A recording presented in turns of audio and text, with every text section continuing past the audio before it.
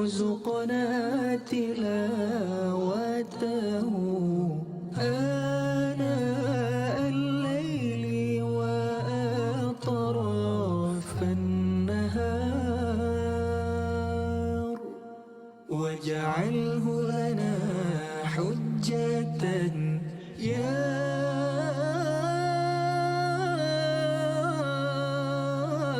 رب العالمين.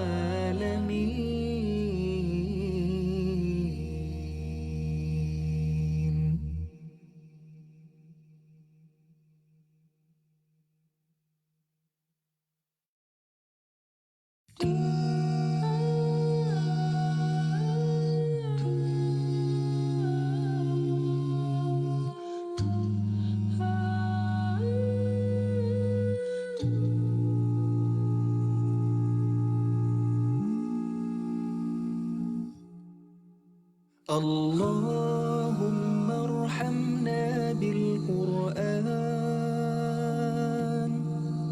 واجعله لنا إماما ونورا. اللهم ارحمنا بالرحمة.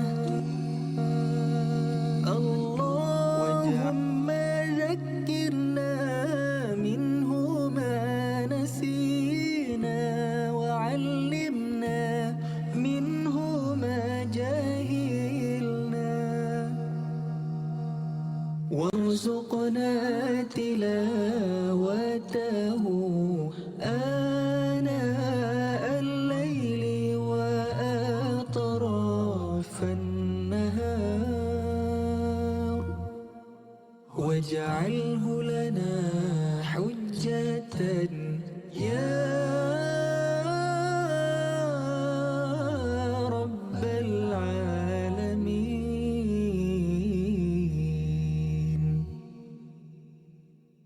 اللهم ارحمنا بالقرآن واجعله لنا إماما ونورا وهدى ورحمة. اللهم ذكرنا منه ما نسينا، وعلمنا منه ما جهلنا، وارزقنا تلاوته آناء الليل وأطراف النهار، واجعله لنا حجة يا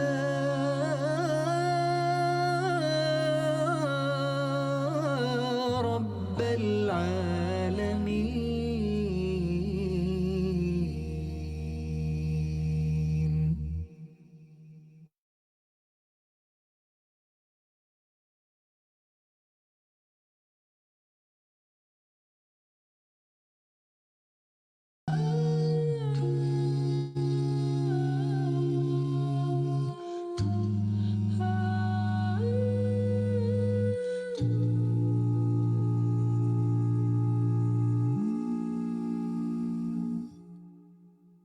اللهم ارحمنا بالقرآن واجعله لنا إماما ونورا وهدى ورحمة. اللهم ذكرنا منه ما نسينا، وعلمنا منه ما جهلنا، وارزقنا تلاوته آناء الليل وأطراف النهار، واجعله لنا حجة يا رب العالمين.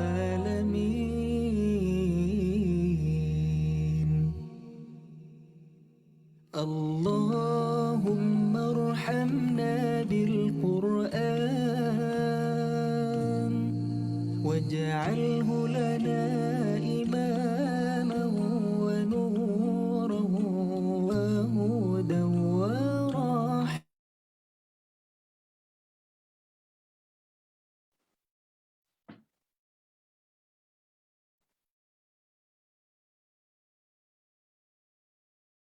نعمة منه ما جهلنا وارزقنا تلاوته آناء الليل وأطراف النهار واجعله لنا حجة يا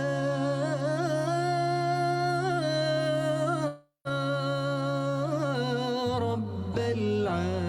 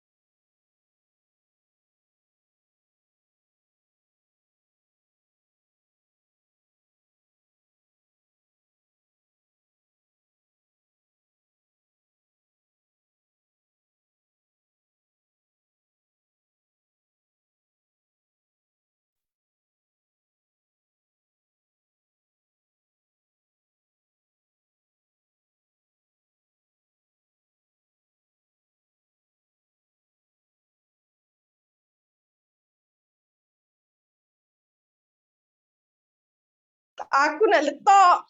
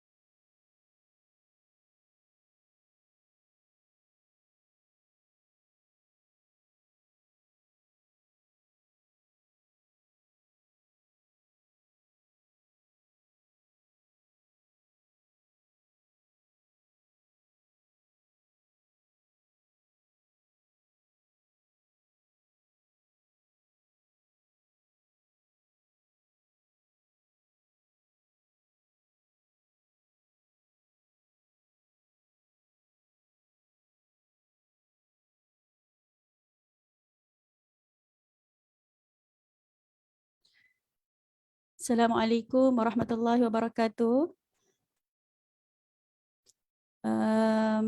Peserta semua dengar dengan jelas ke suara saya?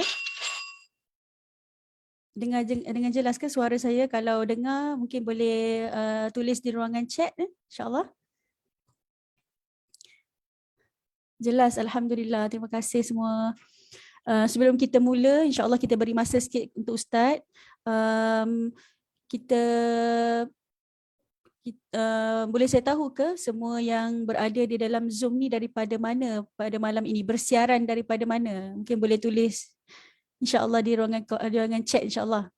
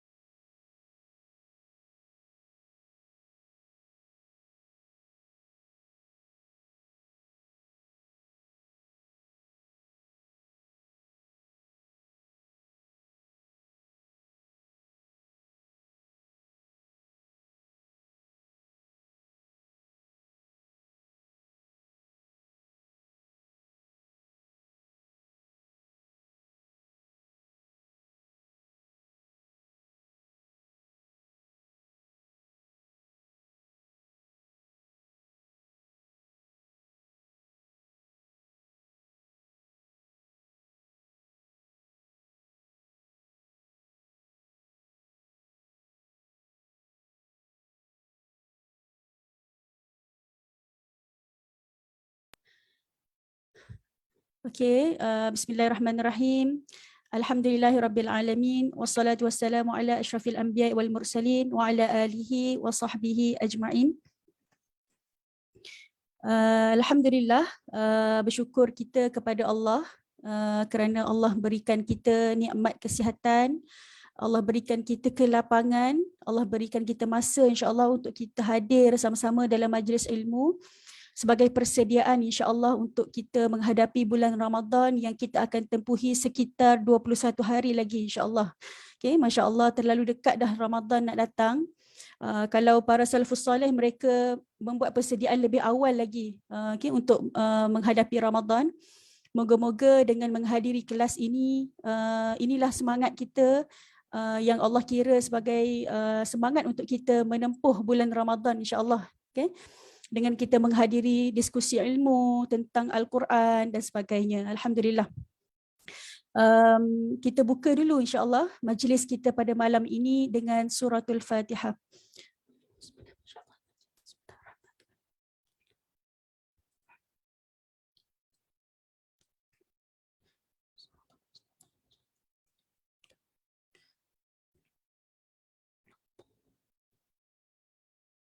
Alhamdulillah, kita pun dah 9.22 malam, kita pun dah tak sabar insya-Allah mendengar kupasan daripada Ustaz Zulkhairi pada malam ini. Sebelum kita pergi kepada Ustaz, insya-Allah kita saya share sikit pada hari ini. Pada hari ini tadi Alhamdulillah sempat menyertai seminar pemikiran Syekh Muhammad Abdullah Diras anjuran Tadabbur Center tadi. Dan saya sangat terkesan tadi apabila kita apabila panelis mengupas tentang seorang tokoh mufassir ini, iaitu Abdullah Diras ini, Muhammad Abdullah Diras. Nama ayah dia Abdullah Diras, nama dia Muhammad, Muhammad Abdullah Diras. Apabila panelis tadi mengupas tentang Abdullah Diras ini, Muhammad Abdullah Diras ini, tadi Ustaz Syari ada menyebut tentang Syekh ini, Syekh Muhammad Abdullah Diras ini, dia membaca Al-Quran setiap hari sebanyak 6 juzuk. Okay, sebanyak 6 juzuk.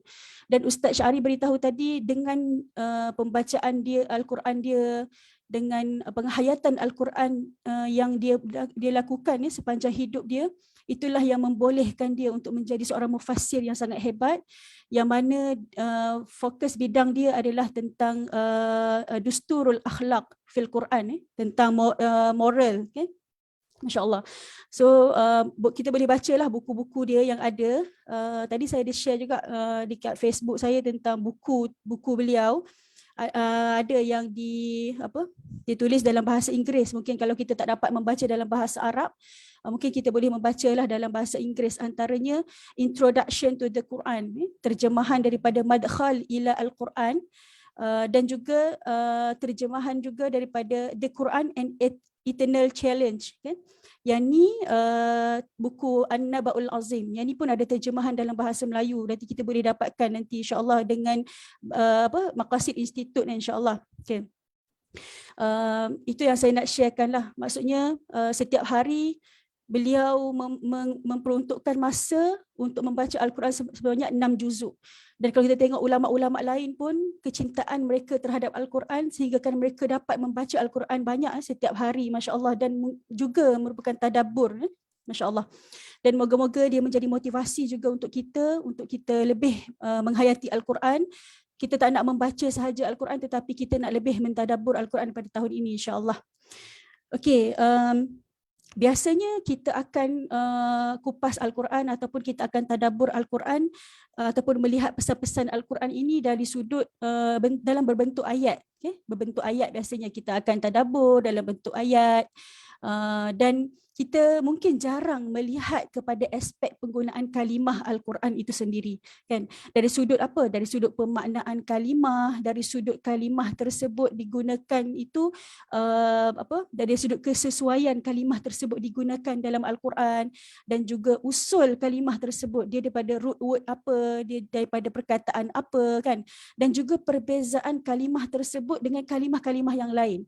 Dan juga perbezaan kita nampak kalimah itu hampir sama, tetapi sebenarnya apabila digunakan itu sebenarnya membawa maksud yang lain, kan.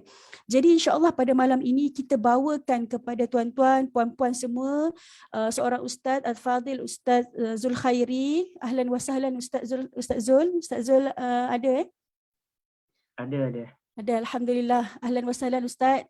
Malam ni memperuntukkan masa untuk kami, mengajar kami pada malam ini, Alhamdulillah. Dan saya tak lupalah kepada semua peserta yang berada di dalam Zoom ni. Sekarang dah lebih 50 orang, Alhamdulillah. Dan juga yang menonton di FB Live Mutiara Tadabbur, Alhamdulillah. Okey, Ustaz Zulkhairi, Ustaz Zulkhairi ini tak asing dah dalam apa? Mungkin mereka yang sentiasa mengikuti tadabbur dan sebagainya, mungkin nama Ustaz Zulkhairi ni tak asing lah dengan kita, kan.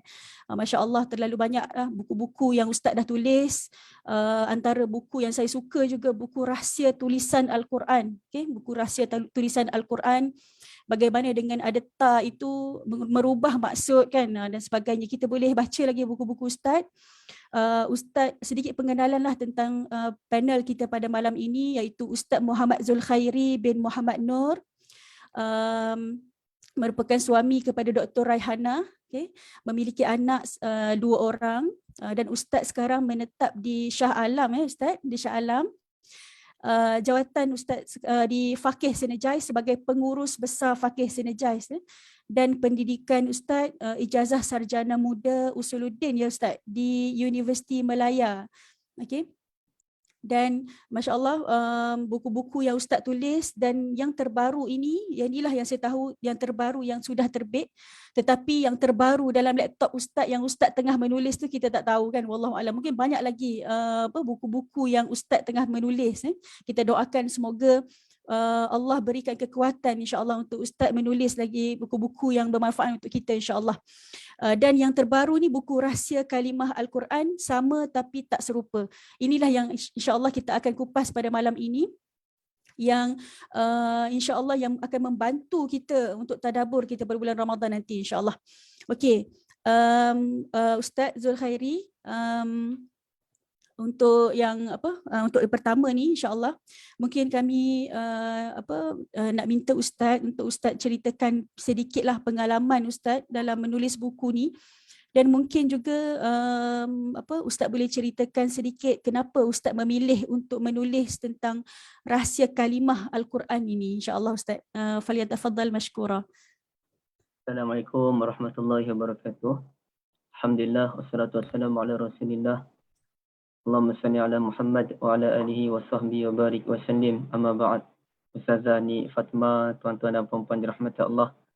Dan saya tengok di Facebook pun alhamdulillah ada dalam 50 orang lebih. Okey. Sorry, saya terlepas pandang. Saya terlupa dah. Apa yang tadi? Kenapa tulis buku ataupun apa? Yang first. Kenapa Ustaz memilih untuk menulis tentang Rahsia Kalimah Al-Quran? Pengalaman Ustaz juga. Oh, pengalaman. Pengalaman. Saya ini ringkas dia. Saya menulis buku ni yang paling awal pada tahun 2008. Masa tu saya tahun 3 di UM. Dan buku tu bertajuk 50 kata tokoh pejuang, ya. Sesuailah masa tu tengah semangat lagi aktivis student, kan. Lepas tu 2009 tu pun saya terbitkan buku yang nipis. Masa tu saya sebagai sebagai pengurusi Sekretariat Syubban bagi Persatuan Ulama Malaysia di peringkat pusat. Saya pegang jawatan tu sekitar dalam 6 tahun. Jadi kami terbitkan buku bertajuk Khadra Ad-Diman, Hijau yang Mempesona. Buku tu nipis je. Kemudian buku tu telah diedit jadi tebal dan jadilah buku bimbingan para salihin yang diterbitkan oleh Karang Kraft. Saya lupa pada tahun yang ke berapa, ya. Dalam kajian Quran ni, saya berminat kajian Quran tu pada tahun 2008 lah. 2008 tu saya dah study tentang kajian Quran, tapi masa tu kita study untuk kita je. Sehinggalah akhirnya saya rasa benda tu boleh dikongsikan. Maka saya pun fokuslah kepada penulisan Al-Quran. Dan macam Ustazah Fatimah sebut, memang ada banyak lagi lah buku-buku yang bakal diterbitkan, tapi di peringkat kami terpaksa mengurus penerbitan itu sikit-sikit, tak bolehlah terbit banyak-banyak kan. Beberapa buku dah siap, tunggu edit dan terbitkan. Mungkin yang terdekat kami terbit pun mungkin dalam bulan 7, bulan 8. Kemudian buku seterusnya bulan awal tahun depan pula ke. Baik, macam itulah. Dengan PTS, Alhamdulillah saya dah ada 2 buku. Satunya yang Ustazah Fatimah sebut tadi, Rahsia Tulisan Al-Quran. Dan sebelum tu kisah-kisah tidak sahih di meja penceramah. Ya. Dan Alhamdulillah, insya-Allah ada 2 lagi buku yang bakal diterbitkan oleh PTS. Satu buku Bidadari Syurga dengan Wanita Dunia Mana Lebih Utama, ya. Itu buku saya dengan Ustazah Muzayyanah. Dan yang kedua ialah bacaan-bacaan dalam salat, itu buku saya dengan Ustaz Abdullah Bukhari. Baik. Kenapa saya memilih kalimah? Kerana untuk memahami Al-Quran tu secara lebih mendalam kena faham kalimah. Bila kita faham kalimah, baru kita faham mesej yang ingin disampaikan oleh Allah Azza wa Jalla, ya. Benda yang paling simple, mudah aja, ya. Bila kita bincang tentang ayat yang pertama, Bismillahirrahmanirrahim tu, nak tak nak kita kena faham apa maksud Ar-Rahman dan apa maksud Ar-Rahim. Okay. Semua ulama bersetuju Ar-Rahman ni lebih tinggi kedudukannya daripada Ar-Rahim. Lebih luas dia punya maksud dibandingkan Ar-Rahim.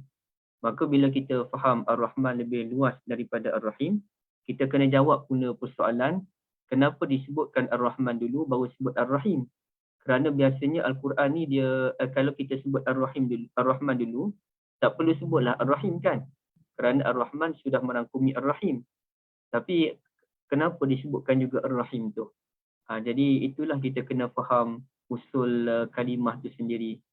Ustazah Fatimah itu secara ringkas lah ceritanya. Okay, Alhamdulillah. Jazakallah khairan Ustaz untuk pengenalan tadi. Kita tengok Ustaz punya semangat dalam menulis tu bersusun-susun manuskrip-manuskrip yang sedang Ustaz menulis, dan ada yang dah siap. Kita doakan insya-Allah, moga Allah mudahkan insya-Allah. Doakan Ana juga Ustaz. Satu buku pun tak terbit lagi ni. InsyaAllah buku akan datang boleh dengan Ustazah Fatimah, insyaAllah. InsyaAllah, amin. Doakan Ustaz. Okey Ustaz, seterusnya boleh Ustaz ceritakan sikit tentang teori tentang kalimah Al-Quran ni. Macam mana kita nak memahami secara lebih dalam lah tentang kalimah tu sendiri, dan juga mungkin Ustaz boleh ceritakan ulama mana yang banyak menulis lah tentang kalimah Al-Quran ni. Okay, ataupun buku-buku yang mana yang kita boleh rujuk untuk kita rujuk lagi lah insya-Allah tentang kupasan tentang kalimah Al-Quran. Okay, yang saya tahu mungkin buku Dr. Salah almarhum Syekh Salah Abdul Fattah Al-Khalidi pun ada buku Lataif Quraniyah tu pun dia ada mengupaskan tentang kalimah, perbezaan dan sebagainya. Mungkin Ustaz boleh kongsikan dengan kami beberapa lagi rujukan-rujukan lain yang bermanfaat lah insya-Allah untuk kami rujuk insya-Allah. Ya, kalau buku ni sebenarnya paling asas lah, tak nak kena tengok kitab turas ataupun tafsir, ya. Saya kira tafsir yang paling bagus dalam perbincangan kalimah ni ialah tafsir Al-Kabir oleh Ar-Razi. Cuma Ar-Razi ni beliau lebih kepada isu Lataifun Quraniyah, mengkaji maklumat-maklumat tersembunyi daripada dalam Al-Quran. Itu Ar-Razi. Dia tak fokus sangatlah kepada maksud kalimah secara mendalam. Okay. Dan kemudiannya ada sedikit sebanyak disentuh oleh Ibn Ashur. Dan saya sendiri pun agak terkejut apabila melihat beberapa dapatan Ibn Ashur. Beliau rupanya memberikan fokus kepada isu kalimah dengan sangat mendalam, ya. Saya kira 2 kitab ini antara kitab yang paling baguslah dalam kajian. Sebab saya dah tengok pelbagai kitab sebenarnya dalam bidang tafsir ini. Sama ada Qurtubi, Tabari, ataupun Ibn Katsir, ataupun Taisirul Karim Ar-Rahman, Tafsirul Qasimi, dan macam-macam lah. Jadi sukar untuk kita menemui perbahasan kalimah yang mendalam sebagaimana diutarakan oleh Ar-Razi dan juga oleh Ibn Ashur, ya. Baik, tapi sebahagian bab Ar-Razi ke depan, sebahagian bab Ibn Ashur dia ke depan. Baik. Kemudiannya kalau buku sekarang ni alhamdulillah ramai ulama yang telah membuat kajian, tapi orang yang paling saya rasa tak boleh nak lawan lah ya, antara orang yang paling terkedepan, tak boleh nak lawan kajian beliau dan sukar untuk mempertikaikan kajian beliau ialah almarhum Dr. Fadil Saleh As-Samarai rahmatullahi alaih. Beliau lah antara orang yang paling menetap dan banyak karya beliau yang saya miliki di rumah ini pun dan dengan tanpa merendahkan mana-mana pihak, Dr. Saleh ni, Dr. Fadil ni dia lain macam dia punya kajian dia. Dan ada seorang lagi, seorang ulama yang tidak begitu terkenal di tanah Melayu ni. Alhamdulillah saya memiliki hampir semua kajian beliau dan kajian beliau ni amat payah untuk diteliti kerana bukunya pun bukan buku yang cantik. Jadi kena baca tu pun dia punya padat, dapatannya sangat padat. Walaupun buku beliau pun hasil kajian beliau ada dikritik, tapi kajian beliau amat kuat, iaitu Dr. Samih Al-Kulli ni. Ini antara buku yang amat-amat saya sayang dan itulah antara buku yang saya susun cantik, saya pastikan duduk dalam keadaan elok kerana itu tanda saya begitu mengasihi buku ni. Sehingga kan alhamdulillah Ustazah Fatimah, tuan-tuan dan puan-puan, sampai saya pernah bermimpi berjumpa dengan Dr. Samih untuk belajar dengan beliau tapi tak sempat belajar je. Jumpa tu jumpa dah. Cuma nak belajar tu tak lagi. Mimpi itu boleh jadi datang daripada Allah, boleh jadi mimpi datang daripada syaitan ataupun mungkin kerana rindu kasih saya kepada beliau sampai saya termimpi-mimpikan Dr. Samih Al-Kulli ni. Hafizahullah. Baik. Ustazah, rasanya itu je. Okey, kalau untuk Syekh Samir Ra'i tu, Ustaz pernah baca buku dia tentang Tanasub Bainal Muftatahi wal Khawatim. Ya, naam. Yang tu pun dia ada dia ada kupas juga tentang tanasub kan? Itu antara buku yang agak simple dan saya rasa itu bukan satu kajian berat daripada Dr. Fadil. Yang beratnya ada banyak lagi lah yang berat. Itu antara buku yang mudah, ya kalau nak terjemah pun agak mudah. Tapi saya rasa kurang puas hati lagi lah dengan buku tu. Kerana dia memang macam nak bagi mudah je buku tu. Dan ada lagi kajian berat. Dan Dr. Fadil ni beliau lebih kepada muqaranah, perbandingan. Jadi dalam buat perbandingan ni memang payah nak lawan Dr. Fadil. Allah Allah. Okey, jazakallah khairan Ustaz. Dan untuk malam ni yang kita nak dengar daripada Ustaz juga ialah konten buku lah kan, konten buku konten buku Rahsia Kalimah Al-Quran jilid 1 dan jilid 2 ni. Mungkin saya berikan masa kepada Ustaz sekitar 30 minit hingga 35 minit insya-Allah untuk Ustaz kongsikanlah beberapa dapatan Ustaz untuk buku Rahsia Kalimah Al-Quran. Insya-Allah falyatafaddal mashkura. Okey. Terima kasih banyak, jazakumullah khairan. Ustazah Fatimah, kalau Ustazah tak keberatan, mungkin Ustazah boleh berikan link pembelian di ruangan Zoom yang ada dan juga di Facebook. Tuan-tuan dan puan-puan yang dah ada buku, alhamdulillah. Tapi yang berminat untuk mendapatkan buku ni, boleh dapatkan melalui link Ustazah Fatimah insya-Allah.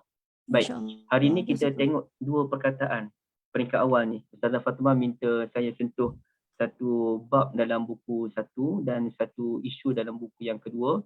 So dalam buku satu ni dia ada kalimah Al-Muzammil dan juga Al-Muddassir. Okey. Kalau kita lihat tuan-tuan dan puan-puan sekalian, ya ayyuhal muzammil ataupun ya ayyuhal muddassir ni terjemahannya sama aja, ya. Kalau kita tengok di sini ya ayyuhal muddassir, wahai orang yang berselimut. Dan begitu juga kalau lihat ya ayyuhal muzammil, wahai orang yang berselimut.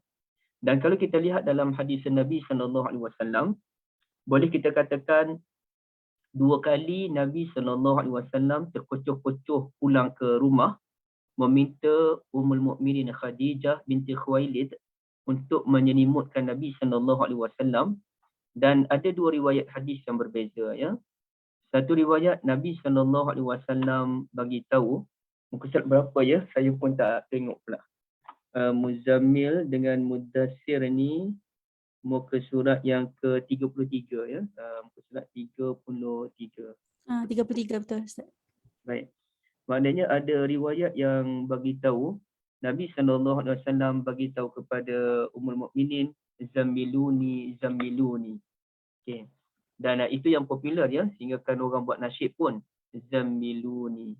Baik, tapi ada riwayat lain Ustazah Fatimah ya, yang Nabi SAW sebut dasiruni, dasiruni. Tapi dalam hadis ni dia tak ada perbincangan rahsia kalimah. Dalam beberapa bab memang dibincangkan kenapa Nabi SAW menggunakan kalimah ini, tidak menggunakan kalimah lain. Tapi ia bukan satu perbincangan yang rencam dalam bidang hadis. Kerana hadis ini dia tertakluk kepada periwayatan sahabat. Boleh jadi sahabat menggunakan kalimah lain, jadi kalimah itu sudah tidak ada kelebihan yang khusus. Ya. Tapi Al-Quran dia ada, semuanya ada benda yang khusus. Bila kita sebut ya ayyuhal muzammil, ceritanya tentang apa? Ya ayyuhal muddassir, ceritanya tentang apa? Ya. Okey. Jadi kalau kita tengok terjemahan Melayu, kedua-duanya disebut wahai orang yang berselimut. Okey.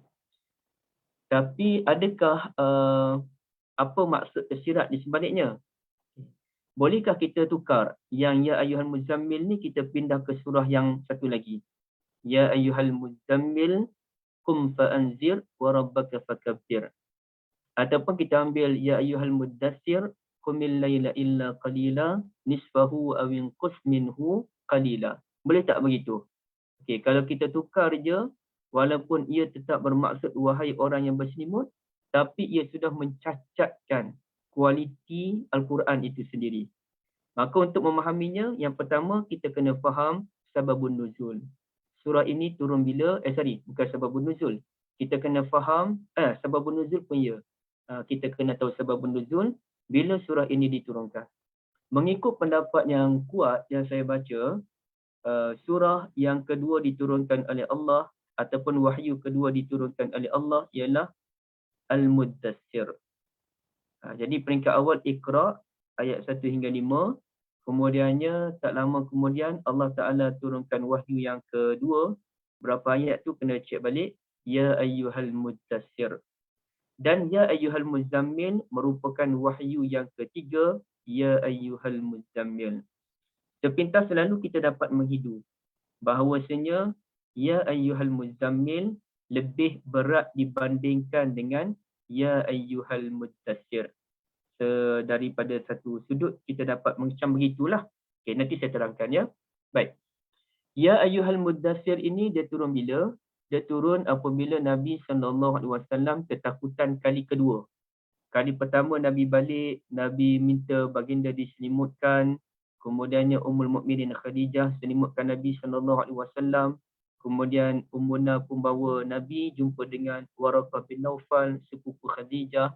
Kemudian Waraqah menyatakan yang datang jumpa Nabi itu kemungkinan yang datang jumpa Nabi itu Jibril alaihi salam. Maka Nabi pun duk tunggu bila Jibril nak turun balik. Tapi Jibril tak turun. Sehinggalah Nabi pun memikirkan boleh jadi baginda kena pergi ke Gua Hira untuk bertemu dengan Malak Jibril alaihi salam. Nabi pun pergi ke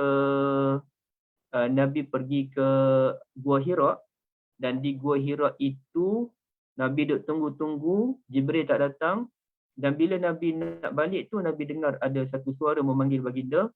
Rupa-rupanya Jibril datang dalam bentuk asli, dalam bentuk yang asal. Nabi kan tengok Jibril 2 kali dalam bentuk asal. Itu kali yang pertama, yang kedua ketika Mi'raj, ya. Jadi bila Nabi tengok Jibril dalam bentuk yang asal tu, Nabi amat ketakutan. Nabi pun cepat-cepat lari. Nabi minta Ummul Mukminin, dasiruni, selimutkan saya. Maka Ummul Mukminin pun selimutkan Nabi SAW. Dan kemudian barulah turunnya wahyu yang kedua. Ya ayyuhal muddassir qum fa'anzir. Baik. Satu. Kemudian Nabi pun mula berdakwah. Sebelum jadi Nabi tu memang Nabi dah berdakwah dah pun. Sebelum jadi Nabi lagi, Nabi SAW sudah mula berdakwah. Nabi pun mula berdakwah. Nabi giatkan kegiatan mengajak sanak saudara baginda, wa anzir ashiratakal aqrabin, tu dakwah kepada orang terdekat dahulu. Dan dalam dakwah itu Nabi mula mengalami kesulitan.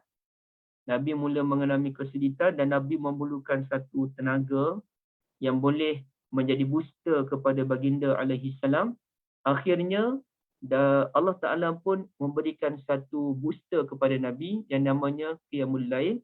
Maka turunlah wahyu yang ketiga, Ya ayyuhal muzammil qumil laila illa qalila. nisfahu aw inqus minhu qalila aw zid alaihi warattilil qur'ana tartila. Maknanya itu perintah supaya menghidupkan hampir keseluruhan malam. Maka Nabi SAW pun dipanggil, wahai orang berselimut, bangun pada waktu malam kecuali sedikit je untuk berehat.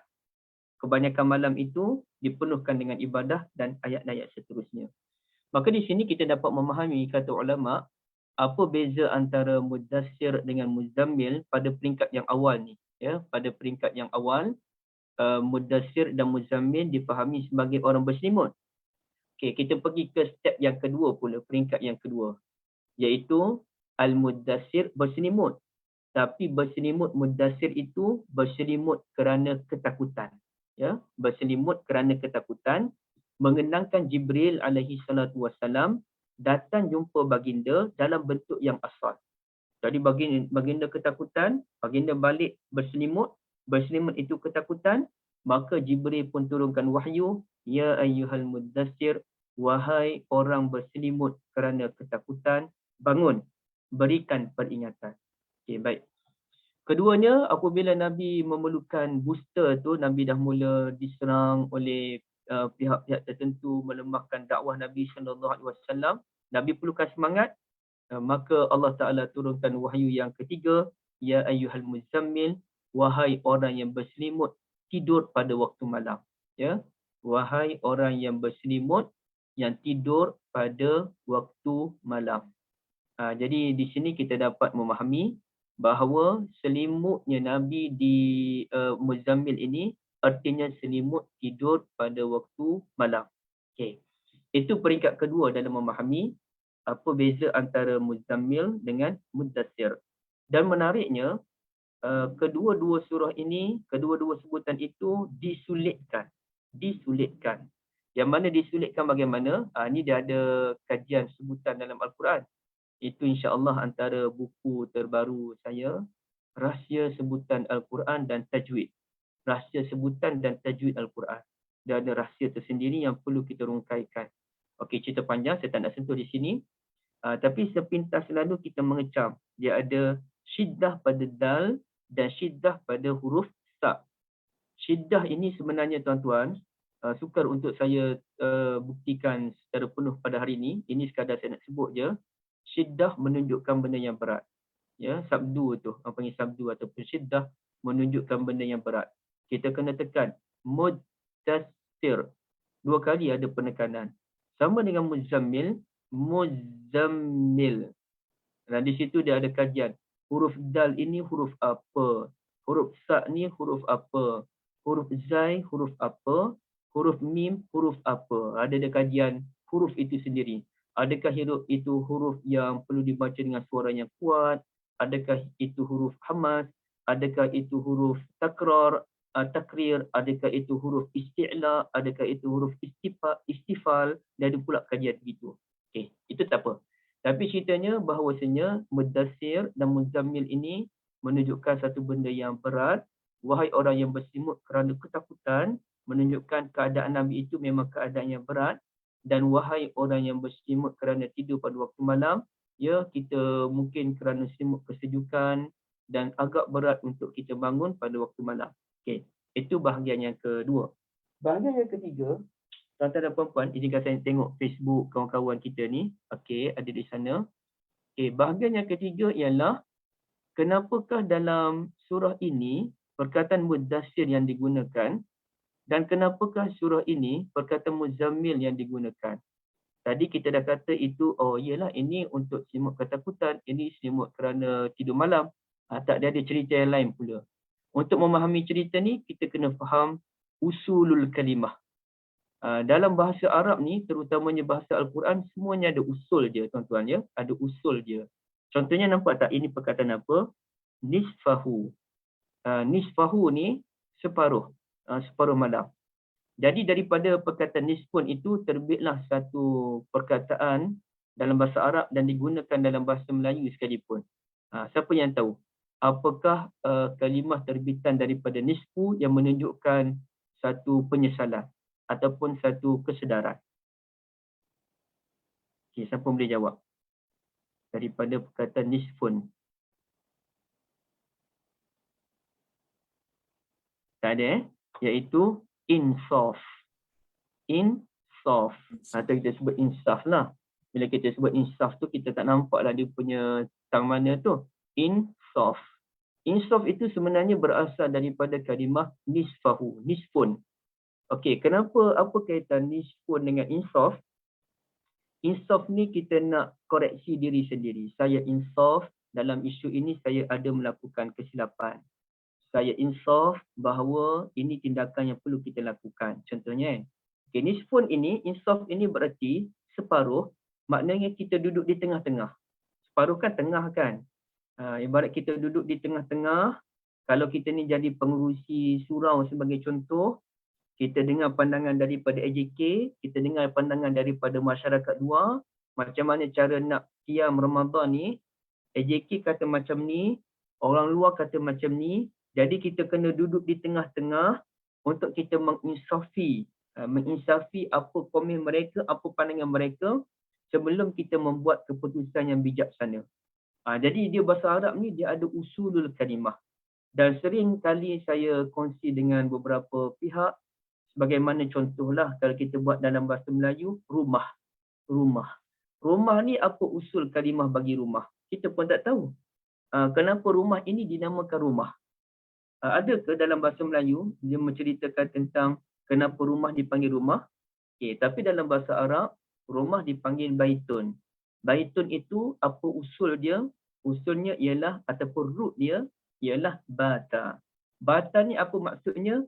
Menginap ataupun kita mendiami ataupun kita nak tidur. Mabit. Mabit ni tidur. Bata ni kita duduk. Kita nak tidur di situ. Maka rumah ini dinamakan baitun kerana kita nak tidur di situ. Ya, kita nak tidur di situ. Maka dinamakan baitun dan bila kita nak tidur, kita mesti ada tempat yang berteduh, mesti ada tempat kita yang sesuai untuk berbaring. Jadi dia ada usulul kalimah yang sangat kuat dalam bahasa Arab itu sendiri. Dan begitu juga kalau nahar. Kalau nahar ini pun dia ada usulul kalimah.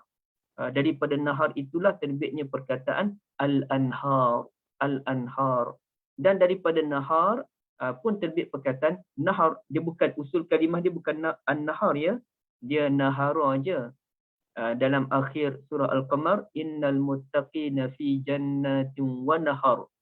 Jadi dia ada usul kalimah dia tu. Okey.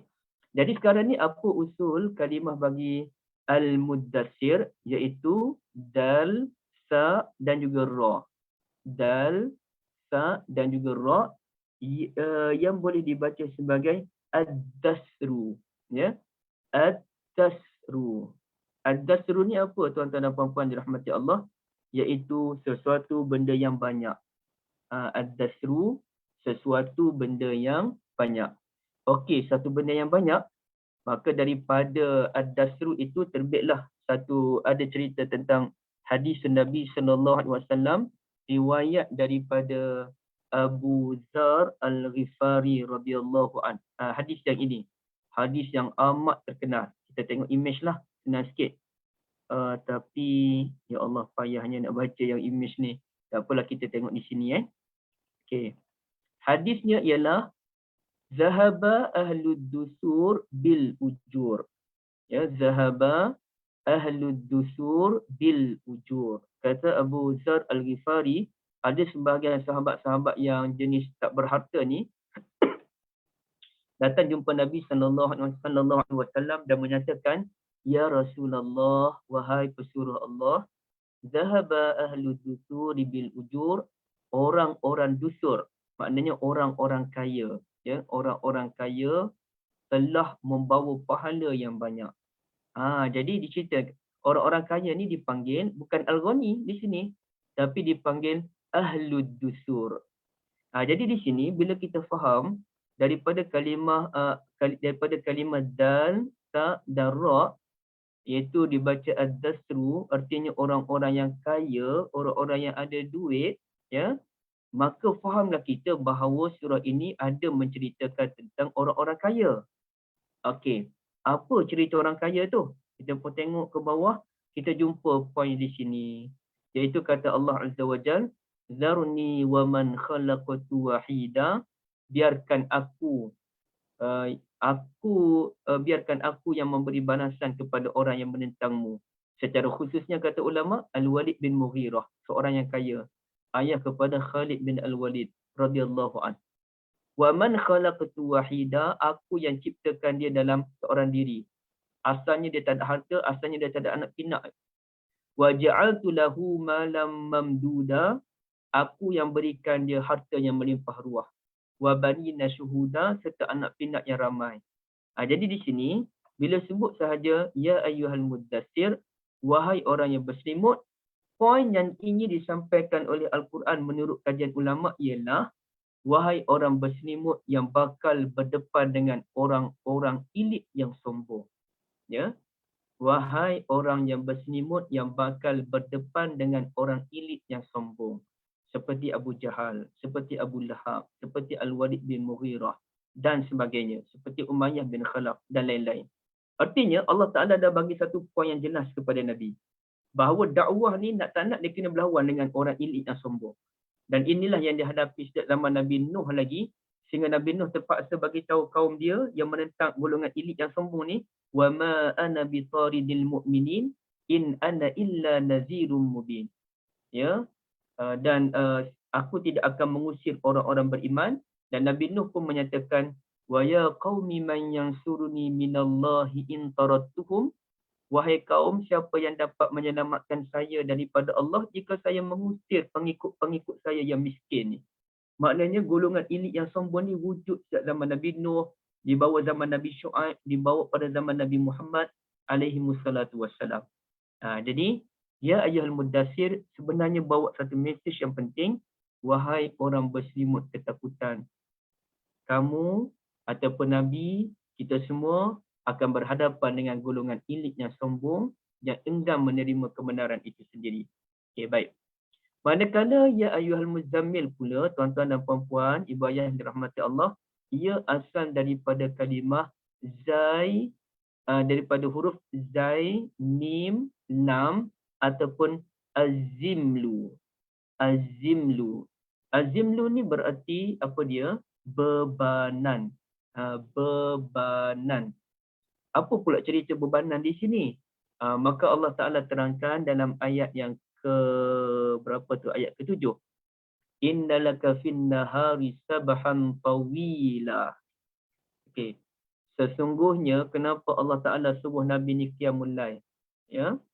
Kerana kami galakkan kamu qiyamul lail kerana sesungguhnya engkau wahai Nabi pada siang hari mempunyai urusan-urusan yang panjang kira bicaranya. Dakwah pada siang hari ini, maka untuk mendapatkan energi bagi dakwah tersebut kena dapatkan dia punya booster dia pada waktu malam.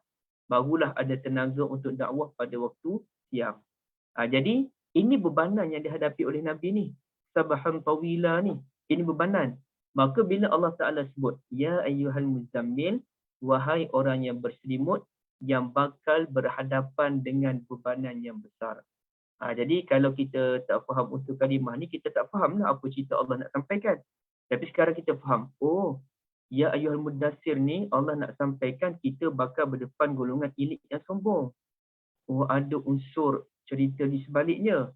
Ya ayyuhal muzammil, wahai orang berselimut di malam hari yang bakal menanggung bebanan dakwah yang besar pada waktu siang. Bukan bebanan dakwah saja, minta maaf.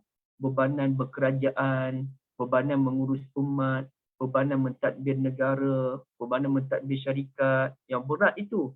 Maka kita perlu menjadi muzammil yang qumil laila illa qalila. Wallahualam, begitu Ustazah Fatmah di peringkat awal. Sebab kita tak bahas semua benda, Ustazah Fatmah, kita poin-poin sikit-sikit je. Ya betul.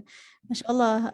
Ana pun baru tahu tadi Ustaz tentang apa ad-duthur tadi tu dengan zimlu tu kan. Maksudnya di situ adanya apa challenge ataupun adanya cabaran-cabaran yang Nabi dan para Nabi dan para sahabat perlu hadapi kan. Contohnya macam al-muddathir tadi tu. berdepan dengan golongan-golongan yang sombong kan, yang elit yang sombong.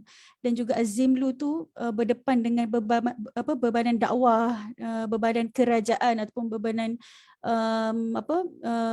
dakwah dan sebagainya lah kan, bersama dengan masyarakat pada waktu tersebut. Masya-Allah. Jadi Ustazah setiap Fatimah, kalimah sebelum ya. tu, Ya. gambar Ustazah di Facebook nampak tapi di sini tak nampak. Baru nampak. Okey, alhamdulillah. Okey, minta maaf jadi masya-Allah ada perbezaan penggunaan kalimah di situ. Kalau sebelum ni mungkin saya rasa sebelum ni ialah kita tak pergi begitu detail sebegitulah tentang kalimah al-muzammil, al-muddathir kan. Kita tahu ada perbezaan. Tapi rupanya apabila kita baca buku ni dan Ustaz terangkan tadi, lebih bermakna lah untuk kita tadabbur selepas ni insya-Allah, terutamanya pada bulan Ramadan nanti insya-Allah.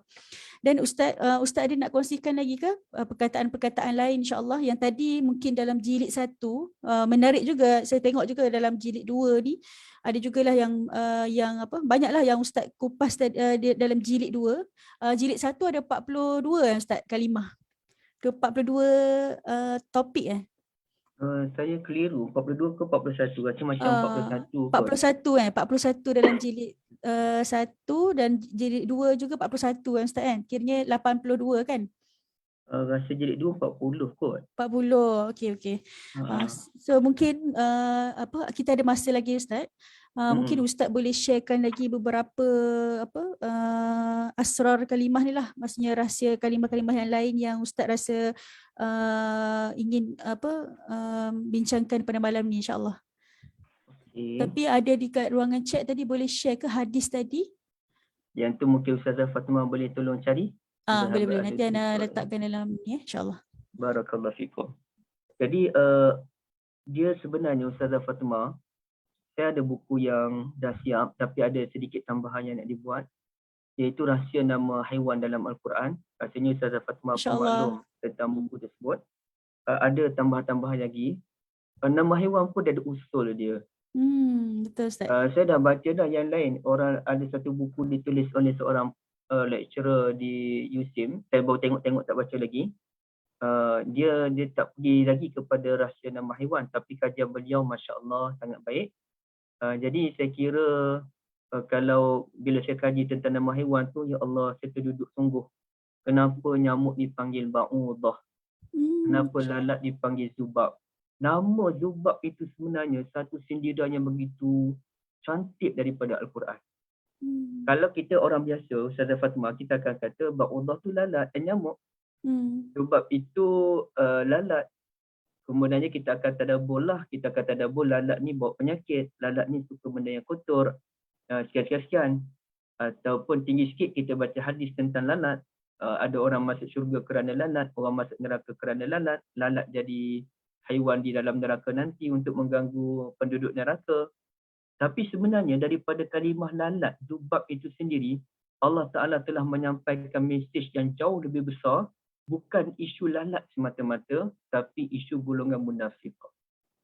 Apabila Allah Ta'ala menyebutkan saja nama Az-Zi'bu, serigala, ya, disebut sebanyak 3 kali dalam Al-Quran, sebenarnya Allah bukan nak cerita soal Az-Zi'bu semata-mata, tapi Allah nak cerita tentang pentingnya strategi dan kebijaksanaan.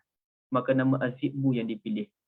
Ini satu benda yang bila baca, ya Allah, dahsyat Al-Quran. Setiap kalimah ada rahsia. Dan itu rahsia yang baru ditemui. Belum lagi dikira rahsia yang tidak ditemui. Dan Ustazah Fatimah, sebab itu kita buat Kembara Anbiya, yang mana kita kaji satu-satu nama para Nabi. Yang selama ni kalau kita baca buku kan, apalah nama nama Adam, kita jumpa terjemahan nama Adam, nama seorang Nabi. Apa nama Nabi Al-Yasa? Nama seorang Nabi. Apa maksud nama Nabi Isa? Nama seorang Nabi. Kemudian kita baca lagi, apa maksud nama Khadijah?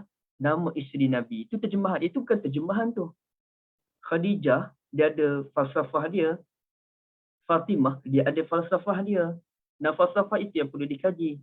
Khadijah tu bererti orang yang lahir tidak cukup bulan. Apa falsafahnya? Fatimah bererti ibu yang berhenti menyusukan anak. Apa filosofi dia? Jadi itu pun, ya Allah, dahsyat sangat.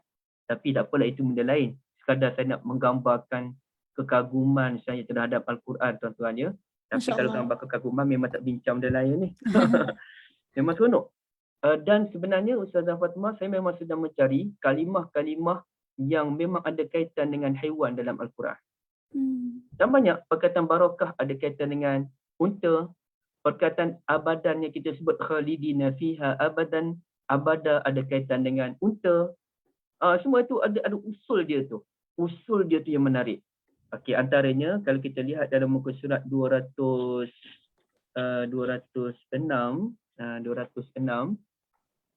dalam cerita Luqman sahaja, tuan-tuan dan puan-puan sekalian, ada 4 jenis haiwan yang telah diketengahkan oleh Allah Azza wa Jalla.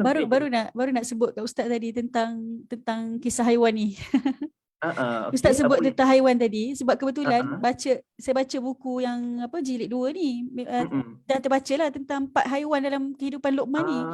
Jadi Ustaz sebut tentang haiwan tadi tu. So saya terlintas tajuk ni.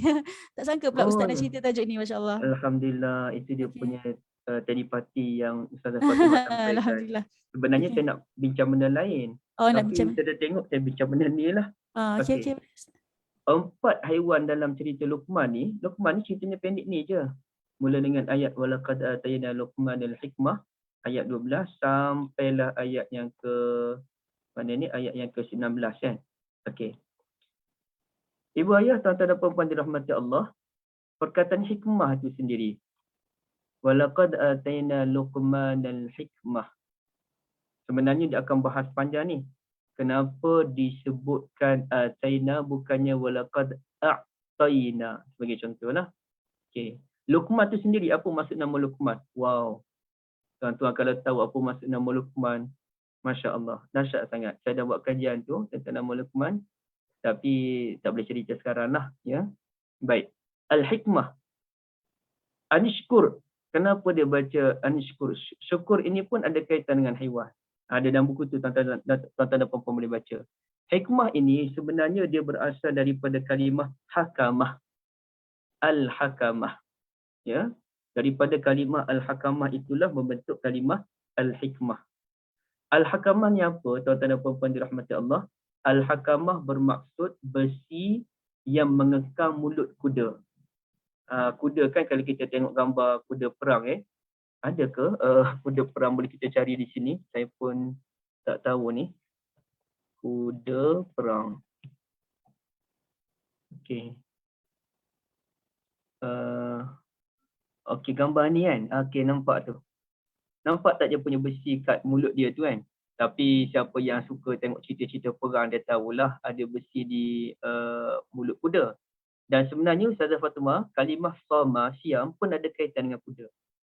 Yang kita berpuasa ni, asyam ni ada kaitan dengan kuda. Jadi al-hakamah ialah besi yang mengekang kuda, yang mana membuat dia memudahkan orang yang bawa kuda tu mengendali kuda tersebut. Bila dia letak besi kat mulut tu, mudah untuk dia mengendalikan kuda tersebut. Jadi apabila Allah Ta'ala kurniakan hikmah kepada seseorang, antaranya kepada Luqman yang disebut Luqmanul Hakim rahmatullahi alaihi itu. Orang yang bijaksana ini ialah orang yang pandai mengawal bicaranya. Ya, orang yang bijaksana ini merupakan orang yang pandai mengawal bicaranya. Satu, dia akan pilih apakah kalimah yang paling sesuai untuk digunakan. Yang ni kena sembang dengan orang yang macam Puan Ainun ataupun suaminya Profesor Astagfirullah, apa nama Profesor suami Puan Ainun? Saya lupa pula. Profesor Emeritus. Mungkin tuan-tuan dan puan-puan yang ingat boleh kongsikan di sini. Okey. Mereka ni memang menggunakan bahasa tahap tinggi apabila mereka berbual. Walaupun perbualan yang biasa. Mereka akan menggunakan bahasa yang sesuai. Minta maaf. Bahasa yang sesuai. Okey. Begitu juga orang yang bijaksana ni, dia akan mengawal bicaranya, dia akan guna perkataan yang sesuai dan dia akan tengok apa keadaan yang sesuai. Kalau orang ni selayaknya dapat nasihat yang macam mana, kalau orang macam ni selayaknya dapat nasihat yang macam mana, dia akan sesuaikan dengan keadaan. Sebagaimana besi tadi mengekang mulut kuda supaya mudah dikendalikan, begitulah orang yang berhikmah ini ada semacam ada benda di mulutnya membuatkan seseorang itu akan berbicara sesuai dengan keadaan, situasi, tempat dan sebagainya. Itu kita dapat jumpa kan orang-orang yang hikmah, orang yang bijak. Cara dia sembang pun yang macam tuan-tuan dan puan-puan sekalian. Jadi di sini Allah Ta'ala nak sebut orang yang baik ni, orang yang hebat, hebatnya diterjemahkan dengan ucapan. Bahkan biasa kita dengar kan orang sebut macam mana, kita ni tak cerdik, tak cerdik. Tapi bila kita bercakap tu lagi-lagi nampak tak cerdik. Itu satu teguran yang agak tajam lah. Kita ni memang tak pandai, tapi bila kita sembang tu nampak sangat kita tak pandai. Okey, maknanya percakapan itu menggambarkan kita ni pandai ke kita tak pandai sebenarnya. Jadi ada orang tu, dia selagi mana dia tak bercakap, kita tak tahu sejauh mana kebijaksanaan dia. Tapi bila dia berbicara, ataupun berbicara ini boleh juga difahami sebagai menulis, bahawa kita faham, oh memang bijak dia ni, memang hebat dia ni. Kerana semacam ada besi yang mengekam mulutnya supaya dia dapat bertutur, berbicara, berkomunikasi dengan menggunakan bahasa yang paling sesuai. Itulah tujuan kita memahami perkataan al-hikmah.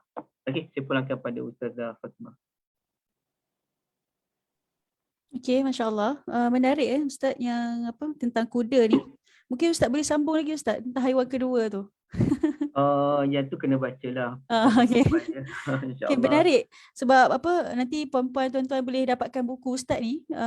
Ada lagi 3 haiwan berkenaan dengan dalam kehidupan Luqman, Luqmanul Hakim. So apabila saya baca, mula-mula baca tu masya-Allah, maksudnya walaupun Al-Quran tidak sebut secara Al-Quran tidak sebut secara jelas ataupun secara direct tentang haiwan-haiwan ni, tapi apabila kita memahami kalimah tu, kita boleh hurai dia dan kita boleh tengok rahsia di sebalik kalimah tu, dan rupanya ada kaitan lagi dengan perkara-perkara lain kan. Masya-Allah. So menarik apa yang Ustaz kupas dalam ni. Yang ni ana first time lah baca yang ada haiwan-haiwan lain lagi, antaranya lembu dan kambing, dan unta dan juga keldai. Yang keldai tu mungkin kita dah familiar kan Ustaz, sebab dalam Al-Quran pun ada sebut secara jelas inna ankaral aswati la sautul hamir kan. So masya-Allah. Dan Ustaz, kalau kita tengok lagi dari sudut dari sudut sains ataupun teknologi tentang sautul hamir ni Ustaz, rupanya dia ada yang mengkaji tentang sains dan teknologi ni, mereka beritahu bahawa kenapa seburuk-buruk suara keldai kan. Rupanya kalau kita kaji lagi, rupanya ada kekuatan suara keldai dan sebagainya tu ada kaitan dengan apabila kita mendengar suara dia tu menyebabkan telinga kita jadi bingit. Macam tu kan. So itulah yang jadi bingit. Maksudnya telinga jadi kita dengar suara dia tu menyebabkan saya pun tak ingat dah perkataan yang digunakan dalam buku tersebut lah. Okay. Tapi itu kajian dari sudut sains dan teknologi lah tentang suara keldai tu. So menarik lah untuk kita kaji lagi insyaAllah. So Fatimah, ya. Kalau Ustazah sebut tentang himar ni, apa pandangan Ustazah terhadap himar ni? Satu binatang, satu haiwan yang hina ke macam mana? Okey, sekejap Ustaz. Sebelum ni pernahlah baca tentang surah Luqman ni dan tentang himar kan. Masya-Allah, ana pun masih lagi kan tengah baca-baca lagi tentang himar dan sebagainya ni. Ada lupa dah waktu hari tu ada kupasan lah tentang surah Luqman ni. Kalau kita tengok dalam Al-Quran, dia sebut sesungguhnya seburuk-buruk suara ialah suara keldai kan. Keldai merujuk kepada manusia yang tidak menjaga budi. Okey. Kalau hari itu saya pernah baca tadabbur surah Luqman oleh buku Ustaz Syahari Abdul Rahman kalau tak silap saya. Dikupas lebih lanjut lagi lah tentang tentang suara himar ni. Okey, suara himar ni. Dan menarik juga yang Ustaz kupas tu, maksudnya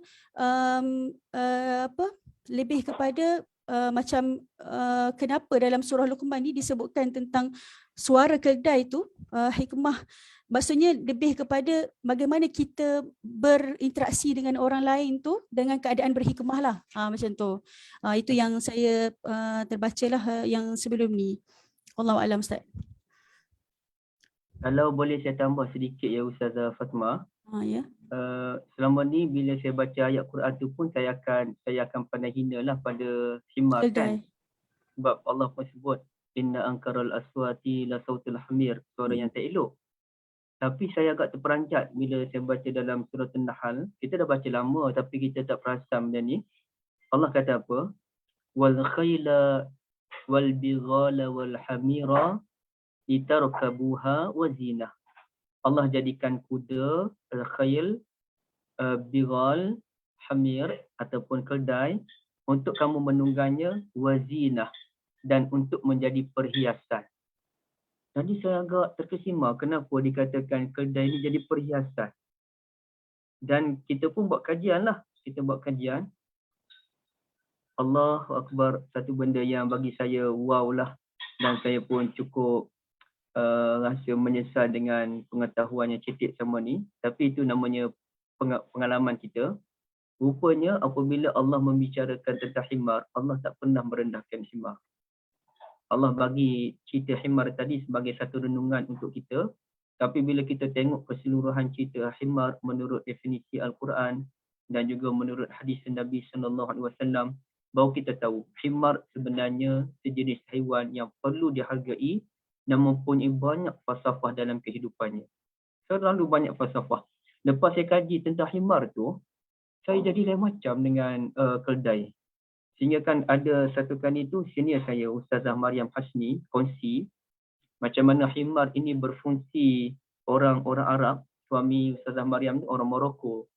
Jadi himar ini memang digunakan oleh orang Arab kampung ni untuk dia pusing, dia menggiling. Dia pusing satu benda untuk proses minyak zaitun. Saya pun kena tengok video dia tu lah.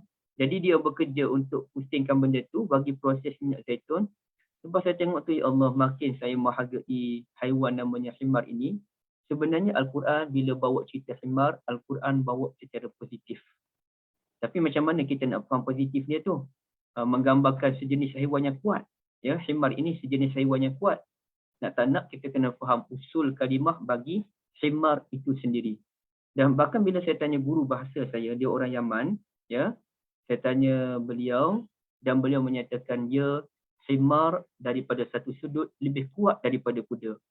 Di situlah saya makin tersentuh. Ya Allah, salah faham tentang himar selama ini. Sebagaimana saya juga salah faham terhadap haiwan yang namanya burung gagak yang disebutkan oleh Allah. Dan iaitu ghuraba. Nak tak nak faham benda ni kan Ustazah Fatimah? Dengan memahami usul kalimah tersebut. Kalimah yang digunakan dalam Al-Quran. InsyaAllah. Masya-Allah. Sekali itulah, tapi saya bukan nak terangkan maksudnya. Saya nak gambarkan kadang-kadang silap faham tu boleh berlaku kerana kita tak faham usul kalimah tersebut. Allah Allah. Okay, Masya-Allah. Jazakallah khairan Ustaz. Tadi saya ada sebutkan tentang kebisingan tadi tu kan, apabila suara keldai tu saya baru jumpa dia dalam buku Menerokai Rahsia STEM dalam Al-Quran Ustaz. Mungkin Ustaz tahu bukan tentang buku tu. Dia disebutkan tentang tahap kebisingan suara keldai tu boleh mencapai setinggi 80 desibel dia kata atau lebih. Jadi itulah sebabnya suara dia boleh mengganggu telinga manusia dan sesetengah haiwan yang lain. Itulah yang mungkin dari sudut kajian sains lah kan. Tapi Masya Allah, tapi ini tidak menidakkanlah dia bukannya seburuk-buruk haiwan ataupun kita merendahkan haiwan tersebut lah. Sebab Allah sebut tadi macam Ustaz beritahu tadi, adanya kepentingan-kepentingan ataupun kebaikan-kebaikan yang Allah cipta seekor keldai ni kan. Masya Allah. So itulah menariknya kajian-kajian apabila kita tengok dari pelbagai perspektif ilmu lah. Okay, insyaAllah. Okay, kepada semua peserta yang ada bersama kita, Alhamdulillah dekat Facebook pun ada dan juga di Zoom ni. Mungkin jika ada soalan, mungkin boleh tulis di ruangan komen, insyaAllah. Saya akan bacakan untuk Ustaz. Dan kalau kita tengok di di Zoom ni ada satu soalan, Ustaz kita boleh pergi ke Q&A ke? Terus insyaAllah. Dr. Lily dia berkongsi ya. Ya. Itu dalam suratul Isra ke? Betul, surah Isra. Dan alhamdulillah saya pun dah baca cerita tentang la'ahtanikanna tu. Dan sebenarnya Dr. Lily barakallahu fikum dan Ustaz Syahri memang antara orang yang awal meneroka bidang ini, barakallahu fih. Dia ada beberapa cerita tentang iblis ataupun syaitan yang mengganggu manusia ni. Dia ada masa dia menghiasi. Dia la uzayyinannahu, macam mana ayat dia tu? Ada masa dia menunggang la ahtanikanna zurriyyatahu. Dia ada beberapa step. Selain daripada step itu, sebenarnya dia ada satu lagi kajian huruf dalam Al-Quran, iaitu dia ada step yang namanya ila, ya, ila. Iaitu fawaswasa ilaihi syaitan. Ila, syaitan mengganggu dengan ila. Yang kedua, syaitan mengganggu dengan la. Fawaswasa lahumas syaitan, la tu li, untuk. Gangguan pertama syaitan ila ke, gangguan kedua syaitan la ataupun li, untuk. Gangguan syaitan yang ketiga ialah ala. Ala tu apa ya ayatnya? Astagfirullah, saya lupa dah ayat tentang ala tu. Dan gangguan yang keempat ialah B. B pun saya dah lupa dah ayat yang mana satu tu. Bila itu dalam surah Al-Qamar rasanya. Walaqad khalaqnal insana wa na'lamu ma tuwaswisu bihi nafsu. Bihi. Jadi dia ada li, dia ada ila, dia ada ala, dia ada B. Ala tu apa ya Ustazah Fatimah?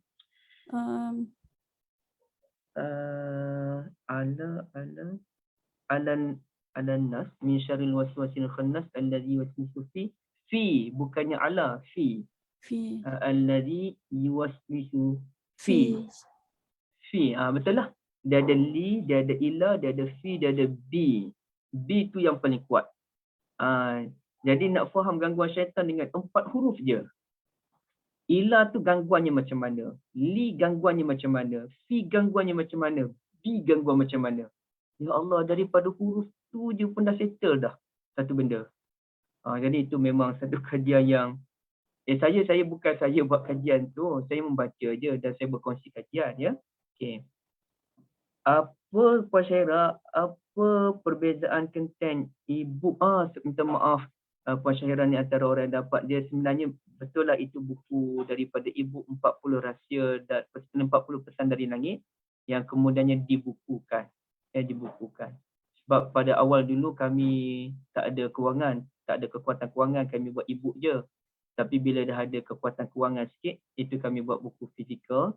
Dan saya minta maaf kerana saya tak menjelaskan dalam buku ni bahawa ini merupakan jelmaan daripada e-book 40 pesan dari langit.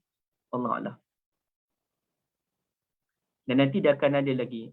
Dia ada lagi rahsia kalimah jilid 3, rahsia kalimah jilid 4. Jilid 3 tu dalam bentuk yang umum lagi.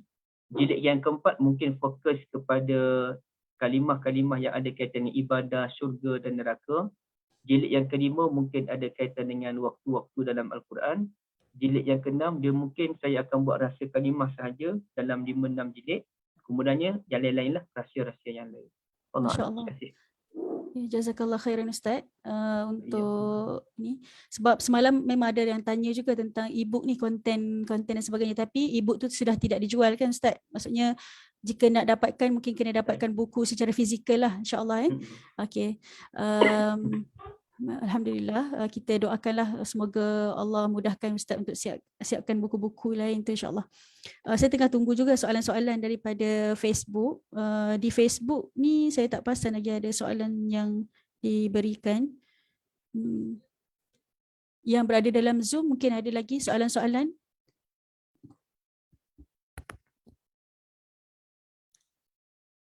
Okey, boleh. Musafir dunia nak tanya. Okey, jemput insya-Allah. Musafir dunia pun ada insya-Allah. Sementara musafir dunia ajukan soalan tu, Ustazah Fatimah, kita pun tahu perkataan safar ada dalam Quran kan. Subhi iza asfar.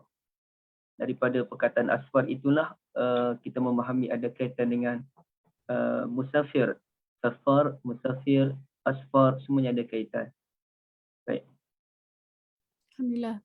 Perbeza antara Al-asr al-usr dengan dan al-waqt. Dia kalau kita sebut, dia ada perkataan al-ahdu, zaman, dia ada perkataan al-asar, dia ada perkataan al-waqt. Saya secara peribadilah, saya lebih suka memilih tafsiran al-asr itu artinya demi waktu asar ataupun demi salat asar. Kedua-duanya lah, demi waktu dan salat al-asar. Manakala waktu ni dia spesifik, waktu berapa, waktu pukul berapa kan. Okay, waktu 10.30 sekarang sebagai contoh ya. Kalau kita guna perkataan macam tahun, amun dengan sanah pun ada beza. Amun ni macam mana, sanah tu macam mana. Tapi secara ringkas tanpa memanjangkan, saya lebih memilih tafsiran al-asr ini artinya waktu asar ataupun salatul asar. Tapi kalau kita nak memahami asar sebagai waktu, ia bukan sebagai masa, ia bukan masa pukul 10, pukul 7 secara umum, secara khusus tak. Asar ini artinya zaman. Ya, asar ini zaman. Dan ia lebih umum, dia bukannya melibatkan waktu semata-mata, ia lebih umum. Waktu, jam pun ya, minit pun ya, zaman pun ya. Sebab itu kalau ditanyakan, orang kan ramai bernama Asar, bahkan ada beberapa ilmuwan di Malaysia pun namanya Asar. Maulana Asri, guru saya, Hafizahullah, Dr. Asri Zainal Abidin. Jadi Asar ni satu nama yang sebenarnya ada kekuatan dia, iaitu orang yang memiliki pemikiran sesuai dengan zaman, bahkan mendahului zaman itu sendiri.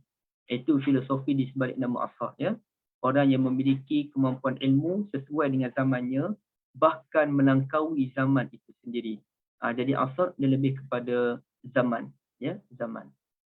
Allah A'lam. Okay, jazakallah khairan Ustaz untuk penjelasan tadi. Sekarang kita dah 10.27. Kita jika ada lagi persoalan mungkin boleh utarakan di ruangan chat insya-Allah bagi yang berada di dalam Zoom. Jika yang menonton secara live di Facebook mungkin boleh tulis di ruangan komen insya-Allah.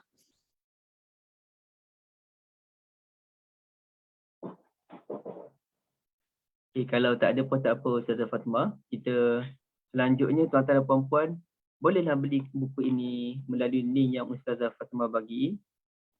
InsyaAllah dan kami di peringkat kami lah Ustazah Fatimah dengan rendah diri, memang kita berharap agar tuan-tuan dan puan-puan dapat menjadi, kalau buku ni bagus lah, kalau buku ni tak bagus tak apa, kita tepikan. Tapi kalau buku ni ada manfaat, ada nilai kebaikan dia, kita mohon agar dapat disampaikan kepada kawan-kawan yang lain.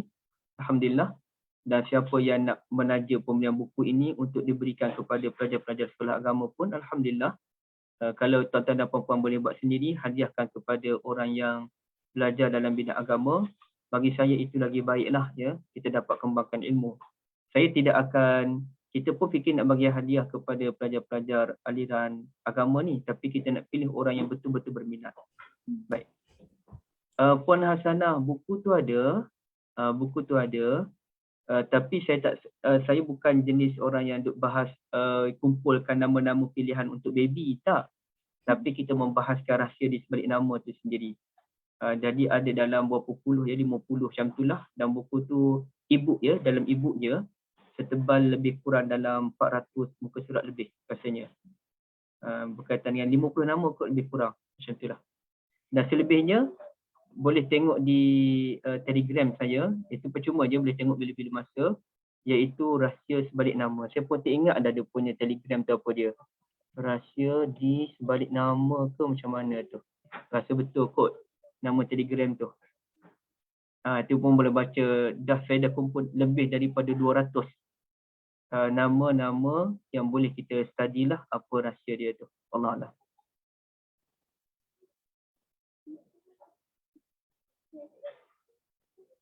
Ustazah Fatimah tak buka suara. Okey, jazakallah khairan Ustaz untuk penjelasan tadi, masya-Allah. Moga-moga dengan kupasan yang Ustaz kongsikan tadi memberikan kita memberikan kita semangatlah untuk kita kaji lagi, untuk kita membaca lagi tentang rahsia kalimah dalam Al-Quran ni. Okey. Sebab apabila kita tahu satu kalimah tu dia membantu tadabbur kita. Kalau mungkin sebelum ni kita baca ayat tu kita mungkin tadabbur secara by ayat kan. Tetapi kita cuba untuk Ramadan kali ni kita cuba tengok kalimah-kalimah yang mungkin yang menarik minat kita untuk kita kaji kan, dan antara yang menarik juga kalau kita boleh tengok buku ni, kita tengok kalimah-kalimah yang ada ni, kita tengok kalimah tersebut dalam surah mana. Mungkin kita kumpulkan dulu antara kalimah-kalimah yang ada dalam surah Al-Baqarah sebagai contoh kan. Kalimah yang ada dalam buku ni dalam surah Al-Baqarah, mungkin kita tanda siap-siap. So nanti kalau kita baca surah Al-Baqarah sewaktu Ramadan nanti, mungkin kita lalui tu, okey, kita teringat kupasan tentang kalimah tersebut. Kan itu lagi menyebabkan kita rasa macam lebih semangat untuk kita tadabbur Al-Quran. Mungkin sebelum ni kita baca je, mungkin kita dah pernah baca perkataan contohnya macam perkataan Al-Fityan dalam Al-Quran, Al-Fityah dalam Al-Quran kan, dalam surah Al-Kahfi pun ada Al-Fityah. Kan, tapi apabila kita tahu rahsia di sebalik kalimah Al-Fityah, Al-Fityan kan, apa beza dua perkataan tersebut, kita akan lebih menjiwai tadabbur tu, insya-Allah. Jadi saya rasa cukup kot insya-Allah pada malam ini, kita pun dah sejam lebih dah insya-Allah sama pada malam ini. Jadi saya mohon maaf, saya sebagai penganjur memohon maaf atas kesilapan ataupun kekurangan sepanjang program ni. Dan saya bagi sedikitlah insya-Allah kepada Ustaz dalam beberapa minit, insya-Allah 3 minit kot boleh Ustaz, 3 hingga 5 minit untuk Ustaz buat kesimpulan ataupun untuk mungkin Ustaz nak bagi tahu take home message kepada kami para peserta semua, insya-Allah. Terima kasih Ustazah Fatimah atas usaha Mutiara Tadabbur ini. Tuan-tuan dan puan-puan boleh follow Mutiara Tadabbur, insya-Allah ada kebaikan dia. Dan bila kita sebut tentang bulan Ramadan kan, Allah Ta'ala sebut Syahrul Ramadan allazi unzila fihi al-Quran hudan lin-nasi wa bayyinatin minal huda wal furqan. Pada bulan Ramadan Al-Quran diturunkan. Dan Allah sebut dalam surah Al-Qadar, inna anzalnahu fi lailatul qadr. Sesungguhnya kami yang turunkannya, yakni Al-Quran pada malam Al-Qadar. Al-Quran diturunkan pada bulan Ramadan. Al-Quran diturunkan pada malam Al-Qadar itu secara khususnya sebelum umat Islam diwajibkan berpuasa dan sebelum umat Islam diwajibkan disunnahkan untuk qiyam Ramadan ataupun dikenali solat tarawih. Sebelum tu lagi. Jadi maknanya malam Al-Qadar dia lebih sinonim dengan Al-Quran. Itu dia punya kekuatan dia. Sebab itu kita lihat Imam Syafi'i sebagai contoh memperbanyakkan bacaan Al-Quran tapi dalam salat. Dia gabungkan antara dua amalan yang terhebat, Al-Quran dan juga salat. Tapi ceritanya Al-Quran itu sendiri. Tapi kena ingat bahawa Al-Quran yang diturunkan pada bulan Ramadan itu tujuannya apa? Hudal linnas, sebagai petunjuk dan juga sebagai penjelasan, wabayinat.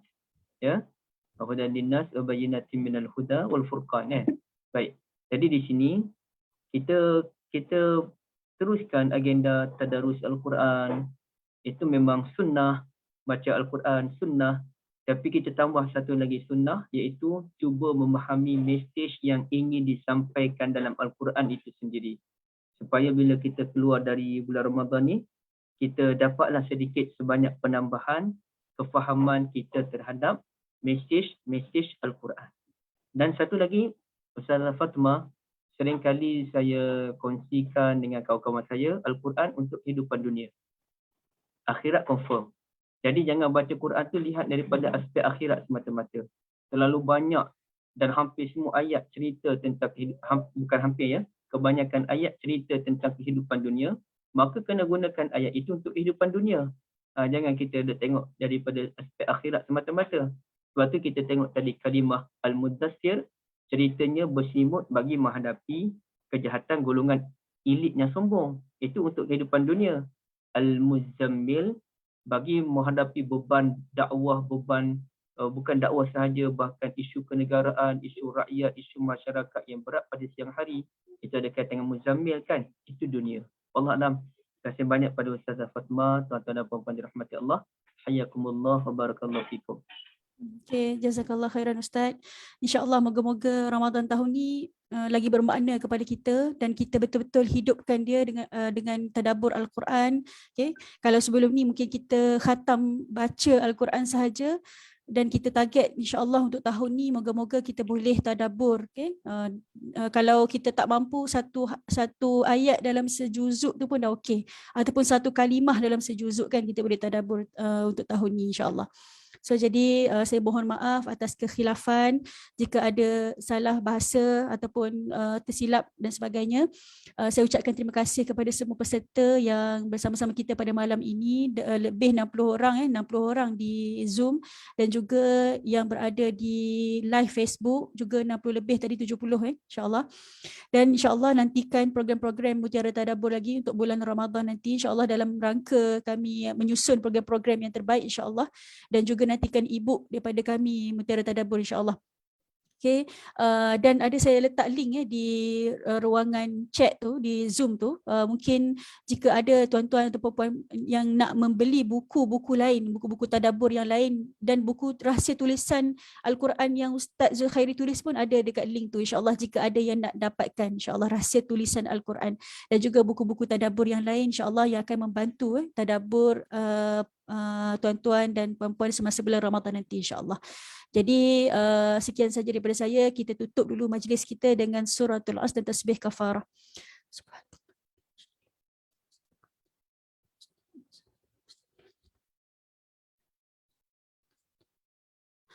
Okay, jazakumullah khair. Assalamualaikum warahmatullahi wabarakatuh. Terima kasih banyak Ustaz. Sama, terima kasih banyak semua ya.